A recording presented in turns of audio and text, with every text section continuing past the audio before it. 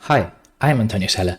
In this video, we are going to discuss the relationship between h-infinity norm and robust performance, because this justifies that h-infinity control will be the underlying tool to achieve consistent performance in the face of modeling errors.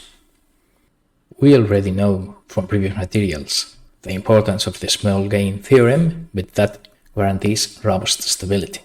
Just stability in the face of modeling errors, so signals below infinity, but not robust performance, signals below a given finite size. So in this video, we'll refine the ideas in this small gain theorem to derive small gain conditions for robust performance. So let us consider this block diagram. Maybe this generalized plant P is in closed loop, so we have some control loops inside, etc.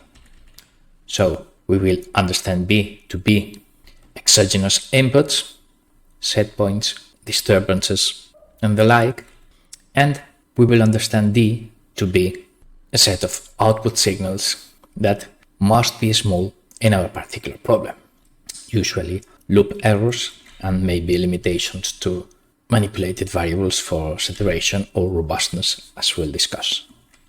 Then we have some uncertainty in our control loop, which we have extracted like this for our formal analysis. Then robust stability would mean guaranteeing that the norm of D is not infinite, so that D is just bounded when B is bounded. But if the norm of D is not infinite, but it is 10 trillions, then maybe that does not mean that our loop is performing well. So, with suitable scalings, we will assume that the worst case norm of P is 1, the maximum size, and our goal is proving that the size of D is less than 1.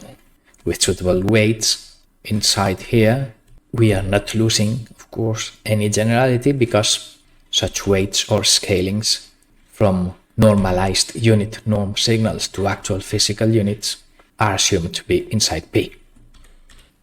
In the same way, the uncertainty delta will be assumed to have a size of 1, a worst case gain of 1. Okay, if it's linear, it will be the infinite norm, peak of frequency response, but okay, if it's nonlinear, it will be just a worst case gain. So nevertheless, we will assume that its gain is bounded by 1, because if it's bounded by 2, we could just, let's say, multiply signal A by 2 before entering physical models of my control system. Okay, so there is no loss of generality then in assuming that delta has size 1, so signals A and C are suitably scaled, and in the same way B has size 1, and D must be below 1 with suitable scalings inside this generalized plant B. Good. So what I have encircled now in blue is sort of the problem statement, and the thing I highlighted in red is a thing we must prove. Then the missing link is this condition.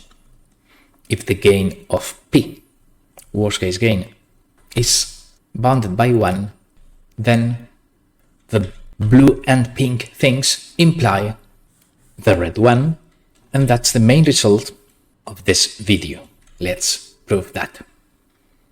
What does this condition, the gain of P less than 1, mean? Well, it means that the norm of vector CD of the output is less than the norm of the input vector AB in here. But the norm of vector CD is the square root of C transpose C plus D transpose D, actually the square root of the integral of it. So squaring this inequality, we get that the left-hand side is this thing and the right-hand side is that thing. So the norm of c squared plus norm of d squared is lower or equal than norm of a squared plus norm of b squared. Then this condition also means that the norm of a is smaller than the norm of c, the Euclidean norm. And of course we can square that and have this inequality. Now, if we move c to the left-hand side, we have this expression, and from this one here, if we move c to the right-hand side, we can write this expression, which is a bound for the size of d. Exactly what we are looking for, because now we can see that norm of a squared minus norm of c squared, it's what we have there, and this is a negative number. So the norm of b plus the negative number is of course smaller than the norm of b alone. So we have the result. The worst case gain between b and d in closed loop with this delta is less than 1, and this is what we wanted to prove, because the is the linear fractional transformation interconnection between delta and b subject to input b, and the worst case gain of that thing is less than 1.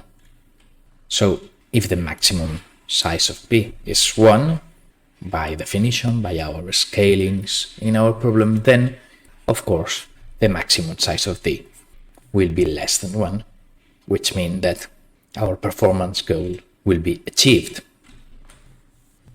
In summary, if given our scalings of uncertainty and performance measures, we check that the infinity norm of p, which is the only thing we can check because delta is unknown, if we can prove that the infinity norm of p, worst case gain, is less than 1, then the size of d will be less than 1 for all admissible uncertainties. So this is the robust performance result. The worst case gain of the LFT interconnection will be less than 1 for all delta, such that its worst case gain is less than 1. Let us now see how this important result generalizes previous ideas, because if we understand p as a known linear blend in linear robust control, then forgetting about b, setting it to 0, we would need the small gain condition to prove stability of this closed loop. So if instead of saying that the whole 4-block system p must have gain less than 1, we only require that the 1-1 block is less than 1, then we get an easier condition which proves robust stability. It's easier to accomplish because it's easier for just one of the 4 elements to be less than 1 than for the singular values and matrix stuff of the 4 elements to be less than 1. So robust stability is a necessary condition for robust performance. Also, if delta were 0, then we would not have this a input. So when there is no uncertainty, the relationship between b and d is just p to 2. So requiring this to be less than 1 amounts to say that we need performance with delta equals 0, so nominal performance, and of course nominal performance is a necessary condition for robust performance. So at the end, this condition is more stringent than having both robust stability and nominal performance. If this holds, then we have robust stability, nominal performance, because they refer to the diagonal elements of this matrix. But the converse, of course, is not true, and we need extra conditions on the interaction between the 1, 1 and 2, 2 elements and the hopefully small size of the off-diagonal elements to prove robust performance, which is more difficult to prove than a separate independent analysis of the meaning of each of the diagonal elements. So this is it. In this video we did show the key result in proving that the norm of C is below a given desired value, 1 without loss of generality.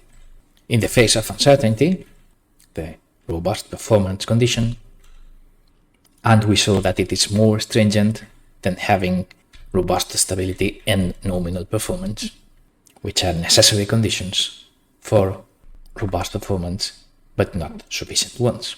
So we end up the video here. Thanks for watching.